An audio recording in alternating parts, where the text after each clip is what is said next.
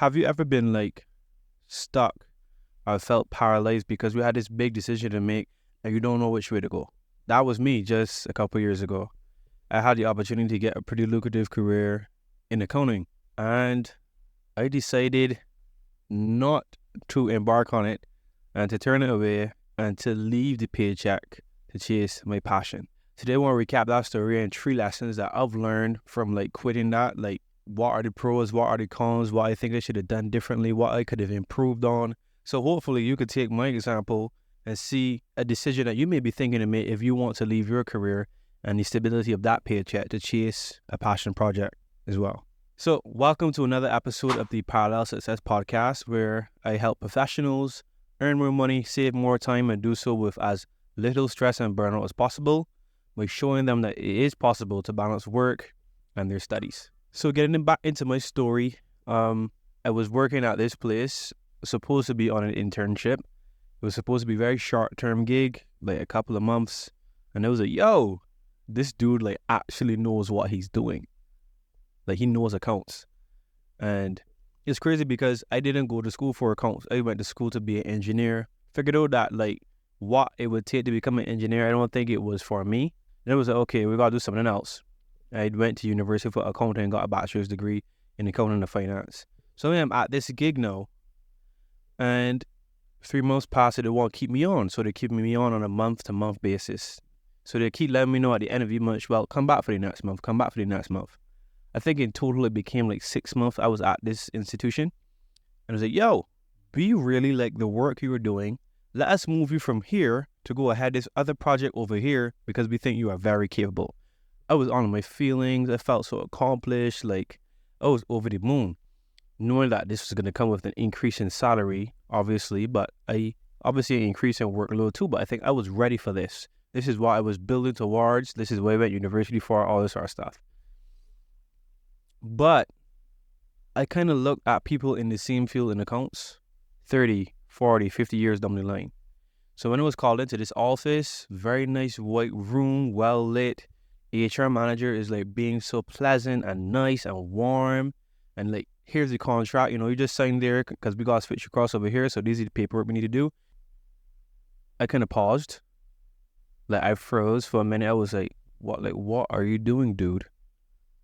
Looking back now, I realized I did like have a decision-making process. I didn't know like what it was then.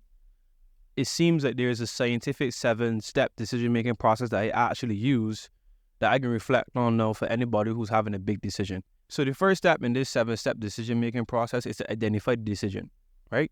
That there is a decision to make, you have to choose. And what was the decision I had to make? Am I going to take this job? The security that comes with it, the financial stability, all that sort of jazz. 2, gather information, right? So how do other persons who take this job feel? What is the compensation usually? Like, what does it look for them down the road? Does it lead to other opportunities? It did all of that, and it seemed like it did. All right? Identify the alternatives. I was like, what are the alternatives to like doing this job? Well, I could do something for myself. Like, I always love teaching people. I always love like learning and all this sort of jazz. To be honest, I always think of like my future self. Like, imagine I was like this 50-year-old dude and somebody asked me like, what I did in my life. Yeah, I stayed at one company and I did accounts and I went and got my my certification. I'm now a CPA and I'm now a manager. Yeah, I just did accounts, work hard, work overtime, work on some weekends. Yeah. I was like, yo, that does not seem like that like cool. Like, that's a dream, clocking every day. And no disrespect, there's some people who like that. But in my heart, I knew I desired freedom. I didn't do the whole entrepreneurship thing to make money and stuff. I just want to be like, yo, today this is what I'm going to do. So then it was this step 4 in this so-called 7-step process that I only know about that I actually went through unknowingly is like weigh the evidence.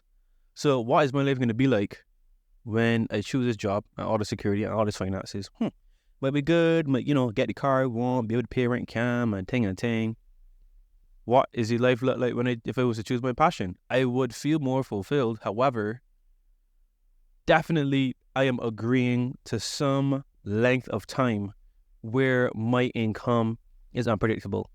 And I not trying to portray like I was so certain on like being an entrepreneur and doing my own thing and going out on my own.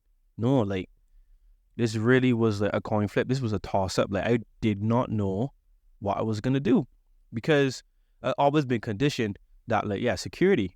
Like I didn't grow up like poor, but it wasn't like we had like a lot of finances and stuff. Like the job I was about to take would have been the most money I would have ever seen in my entire life. And I was like, yo, this is like earth shaking because it really wasn't, I just talking about for me. I don't know what the most money you've ever seen, but that was the most money I've ever seen. I won't say what it was, but it was tough. And step 5 in this process, which is so crazy because this is actually the next thing I do. You choose among the alternatives. So I was weighing the pros and cons. I was like, what really matters to you? I want to have a cool life. I want when I'm 40, 50, 60, look back like, yo, I did stuff. Like I have a cool story to tell. I look back, I ain't got no regrets. And it felt like if I took this job, because it was full time, it didn't leave me flexibility to like pursue anything on the side whatsoever. And it was a very like narrow-minded, like, okay, you're gonna go here, then you're gonna go here, then you're gonna go here. Like my path was defined if I was to get into that position.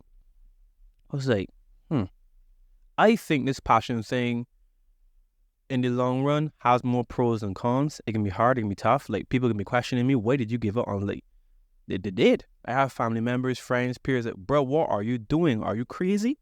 Like I would have switched places with you in a heartbeat and take that job. Like that is a good institution.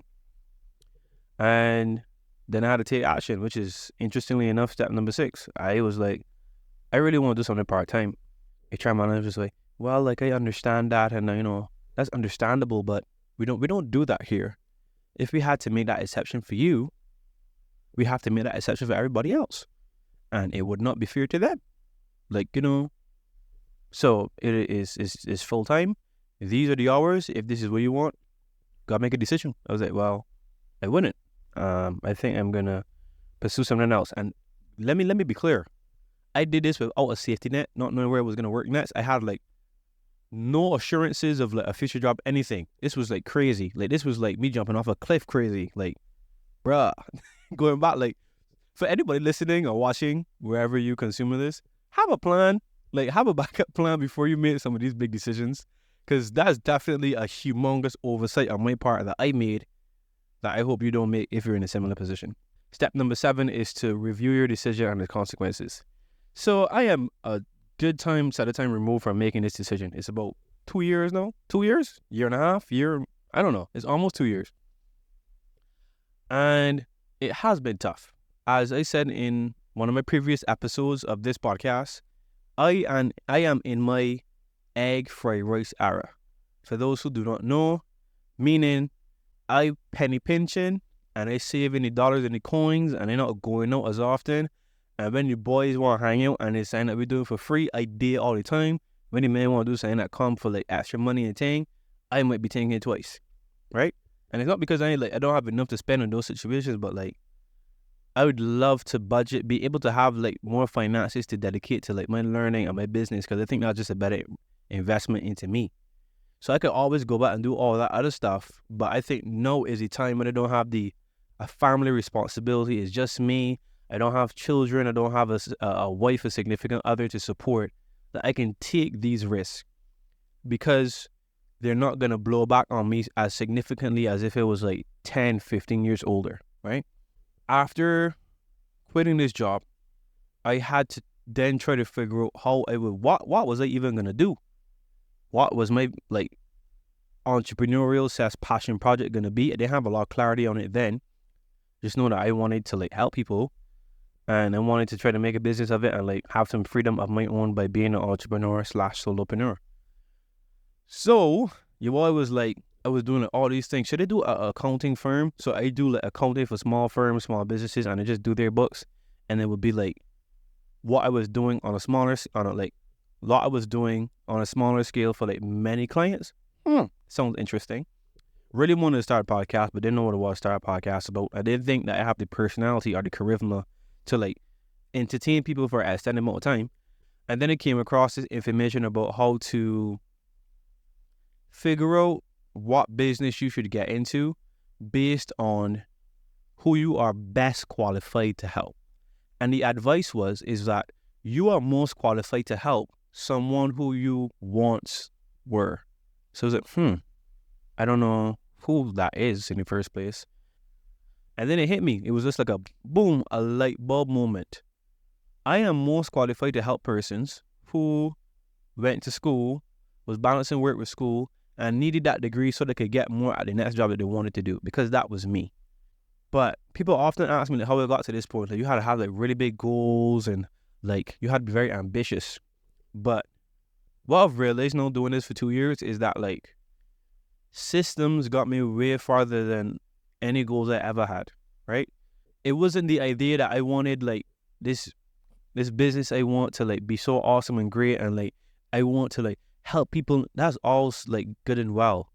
Like everybody who like starts a race wants to win the race. When everybody lines up, if you got 8 people lined up for a race and everybody in that race wants to win, there's only one winner.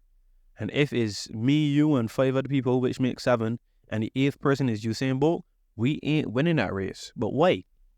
Because Usain has systems in place that helps him become a world-class athlete. Yes, he got like genetic gifts and stuff, but he has a coach, he got accountability partners, he probably got a dietitian, a nutritionist, right? And he has facilities, a gym, a track on a regular basis. He probably working out at certain times, waking up at certain times. Is the action we take, the systems that we do on a regular basis that allow us to get to these goals, right? A car goes from point A to point B, but it's not just because I want the car to go there. It is like combustion, tires, steering, all of this sort of stuff working in unison. I sit down on one day and record a couple episodes of this podcast, right? The audio gets put on the audio platforms, right? The long form videos go on YouTube when I can edit them.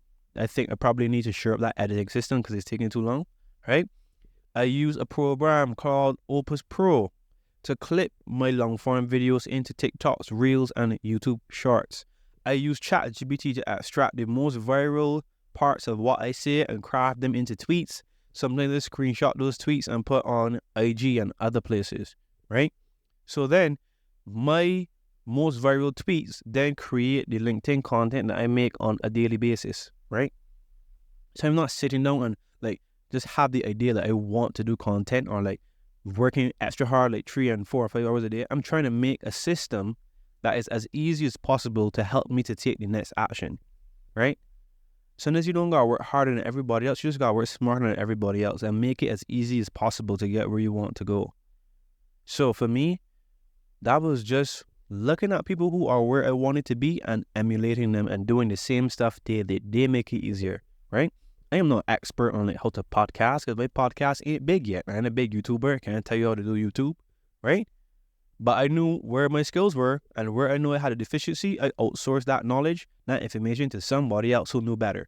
So I looked at Alex Hormozy, I looked at Think Media on YouTube, all these other places like Pat Flynn about podcasts. And they created systems so that it's easier for me to create this podcast, to show up on YouTube, Instagram, TikTok, Twitter, LinkedIn on a regular basis, from sitting down one day and recording multiple podcast episodes. What could those systems look like for you? You free up your time here and there because you tell yourself you can decrease your screen time. Okay, good. You can eat a little better so you have more energy to balance work and school. Awesome. What else could it be? You have an accountability partner so that when your motivation gets low, when you don't feel like it, they keep you accountable and you do the work even when you don't feel like it because you know that's going to lead to the goals, the results you want to have. Yes, we all want better lives. That's the goal. But we all end up in that race. And some of us are going to win the race and some of us are not because some of us have systems in place. We have systems that are working behind the scenes to help us get where we want to go. And we're not just these optimistic people that just think that because we have a goal that we are going to achieve it. Yeah, I get real deep just now. Right?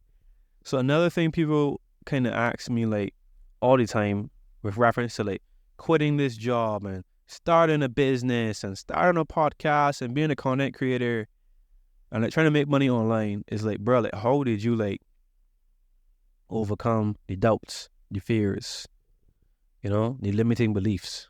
And it was hard. that I did not know what I was doing. I was a newbie. I was a rookie. I was a lamb on the way to slaughter, in the sense that I knew nothing. All I knew is I had this optimistic view that I can get this done.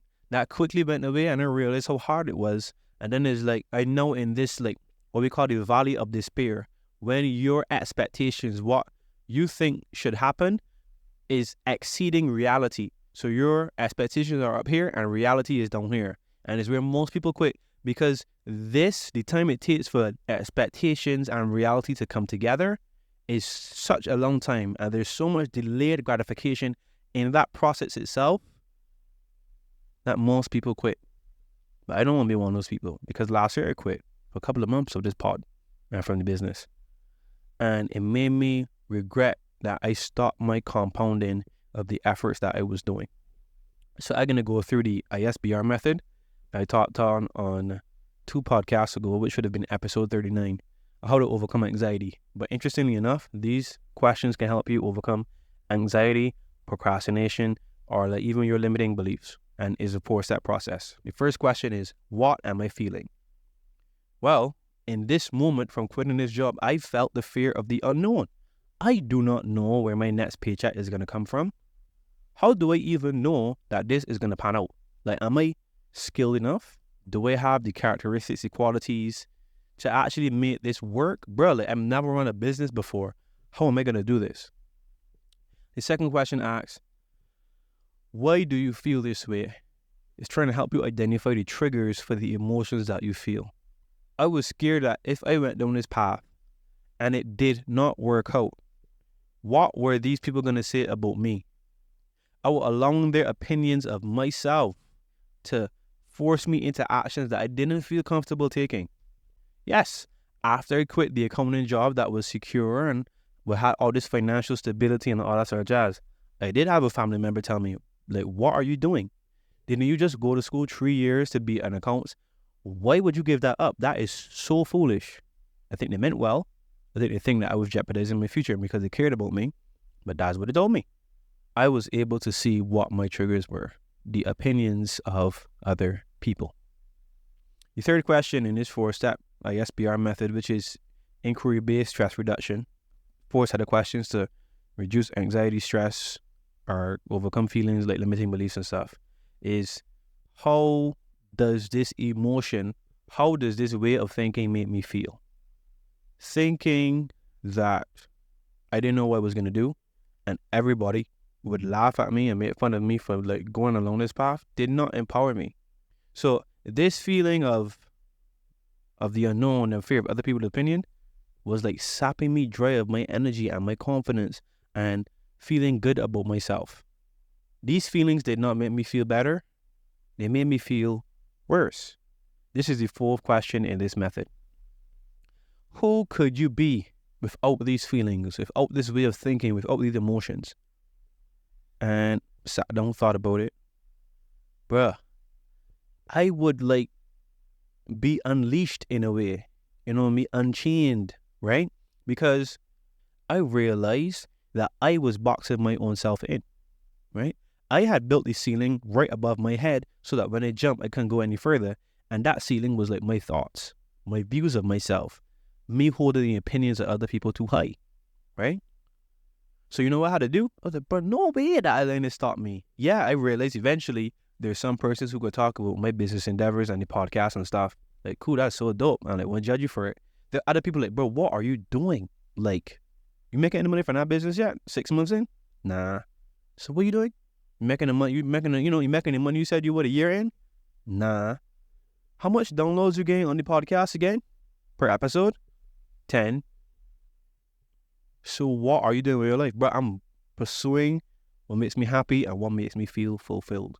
My advice to any of you, like, answer these questions for yourself. What are the feelings that you're feeling, right? Why? What is the triggers for those feelings, right? How does those feelings make you feel? And who could you be without them? Consider that when you're anxious, when you want to procrastinate, when you feel stressed, when you feel that you got limiting beliefs. That's why your boy here today. You know what I mean? Quit the job. Well, quote unquote living the dream. And remember I tell you in the egg fried rice era, you know what I mean? Things still trying to pop off, but like I got people who reach out to me and be like, yo, good work. Like what are the services that you offer again? How much does it cost on like a month? I was like, whoa. People that I looked up, I was like, yeah, they would never want anything from me. They're messaging me now, trying to get in contact with me because what I'm doing, the services that I offer, they think is valuable. So remember, if you're someone who wants to do something similar, you want to go on this passion project and you want to pick passion over the paycheck, there it is going to be lonely at some point in time because just by being exceptional, love what Chris Williamson and Alex Hormozy said on this topic. The choice of being exceptional means that you're not like other people. Most people don't do what I'm doing, right? Or for you, there are a lot of persons that may be in your life. Most persons don't want to know how to learn better and they're not trying to improve their situation. Yes, they may want to like further their income and stuff, but they may not want to put in the work. Some people want to put in as least amount of work possible and get as much results. But you're not like that because you're on a journey of like improving yourself and self-development and like gaining knowledge, right? And what's going to happen because you put yourself on that path of trying to be an exceptional person to trying to be an outstanding human being, it means that there are going to be less people on that path because more people choose the path of comfort and ease. So when you get in these points where people are like, yo, what are you doing that for, bruh? Like, you good? Like, what are you trying to be better than you, man? Like, just relax. You don't gotta do all that stuff. Like, chill out. That is external friction. It's better to have the external friction than to have it internally. Now, if you having to pretend to be somebody you're not to make everybody else happy. So, just remember, right? When somebody telling you, bro, what you doing? What you trying so hard? Why you being so extra? It's because they do not know. They do not know how to communicate or convey. Bro, like, you've improved. You've gotten better.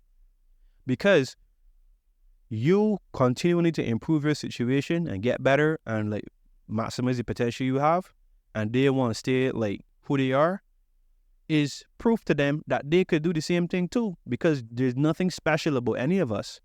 So when we're on our path to like pursuing our dreams and doing better for ourselves, those persons want to pull us back down because it makes them look bad. But that's okay. You ain't doing nothing right if you don't got haters, right?